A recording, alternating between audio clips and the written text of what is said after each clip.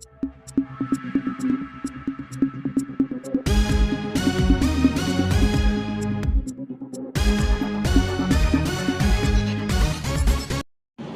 Weavers cooperative సొసైటీని ఆప్కోలో విలీనం చేస్తారనే విషయమై మేము పత్రికా విలేకరుల సమావేశం ఏర్పాటు చేయడం జరిగింది. ఎమ్మెనూరు అంటేనే చేనేతలకు ఒక గుర్తింపు.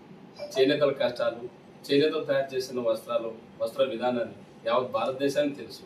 అయినా మా చేనేతలకు ఎమ్మెనూరు చేనేతలకు మటుకు ప్రత్యేక గుర్తింపు లేకపోయింది సార్.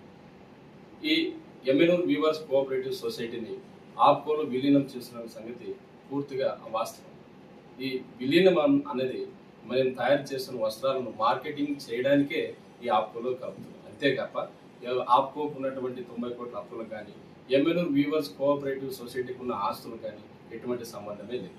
కేవలం మేము తయారు చేసిన వస్త్రాలను మరి దేశ నలుమూలల యావత్ భారతదేశంలో మా వస్త్ర విధానాన్ని, మా హస్తకళ నైపుణ్యాన్ని మేము తెలియజేయడానికే ఈ ఆప్కోలో మా ఎమ్మెనూరు చేనేత వస్త్రాలయాన్ని ఇచ్చేస్తున్నాం సార్.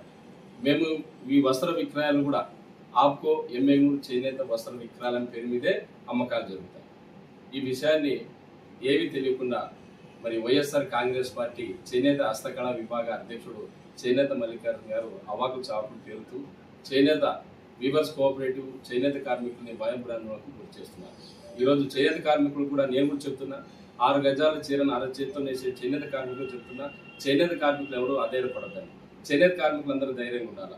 ఎమ్మెనూరు వీవర్స్ కోఆపరేటివ్ సొసైటీ 1994 ముందు కొంత వేల మందికి ఉపాధి కల్పించిన సొసైటీ 94 తర్వాత విడతల వారీగా ఆ మెంబర్స్ సంఖ్య తగ్గి ఈరోజు 235కి చేరింది. మరి ఆ విషయంలో చేనేత మల్లికార్జున గారు అయితే మాట్లాడారు. మాకు నూలులు రానప్పుడు, మాకు మెటీరియల్ ఇవ్వనప్పుడు మరి ఈ చేనేత మల్లికార్జున ఎక్కడ వెళ్ళాడు మరి ఆయన గుర్తు చేసుకోవాలి. చాలా మంది చాలా రకాలుగా ఇబ్బంది పడిన రోజులు చేనేత మల్లికార్జున గుర్తు రాలేదు. కానీ ఈరోజు తెలుగుదేశం పార్టీలో ఉండి, తెలుగుదేశం పార్టీలో తనకు గుర్తింపు తెచ్చుకుని, తెలుగుదేశం పార్టీ నుంచి మరి తెలుగుదేశం పార్టీకి వెన్నుపోటుకు వచ్చి ఈరోజు తల్లిపాలు తాగి రొమ్ము గుద్దినట్టు వైఎస్ఆర్ కాంగ్రెస్ పార్టీకి పోయి ఈ చేనేత మల్లికార్జున మా తెలుగుదేశం పార్టీ అధినేత చంద్రబాబు నాయుడు గారిని, మా స్థానిక ఎమ్మెల్యే జయనాథ్ రెడ్డి గారిని ఏకవచన సంబోధన చేయడం పద్ధతి కాదని నేను ఈ సభాముఖంగా తెలియజేస్తున్నాను. చేనేతలను ఆదుకోవడమే తెలుగుదేశం పార్టీ ప్రత్యేక లక్ష్యం.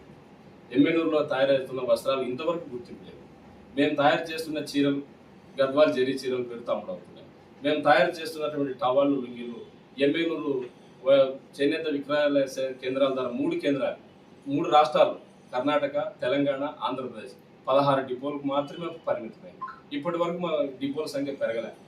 మరి వైడబ్ల్యూసీఎస్లో కూడా పౌరుల ఉత్పత్తులు గుర్తింపు లేని సొసైటీల ద్వారా మెటీరియల్ తెచ్చి అమ్ముతున్నారు. ఆ విషయాన్ని చేనేత మల్లికార్జున మరి తెలుసో లేదో పచ్చికట్టాలి. ఈ ఆప్కోలో ఈ చేనేత వస్త్రాన్ని మనం విలీనం చేస్తే అమ్మకానికే తప్ప వేరే ఆస్తులకు కానీ అప్పులు కానీ ఎటువంటి సంబంధం ఉండదు. ఈరోజు ఢిల్లీలో కూడా ఆప్కో డిపోలు ఉన్నాయి. కేవలం మార్కెటింగ్ కోసమే మేము ఈరోజు ఎమ్మెనూరు వీవర్స్ కోఆపరేటివ్ సొసైటీని ఆప్కోలో విలీనం చేస్తున్నాము. దయచేసి ఆ అప్పులకి ఆస్తులకి ఎటువంటి సంబంధం లేదు. చేనేతలందరూ గమనించాలా. ముఖ్యంగా వైఎస్ఆర్ కాంగ్రెస్ పార్టీ నాయకులు గమనించి చేనేతలకు మేలు చేస్తే చాలు. ధన్యవాదాలు.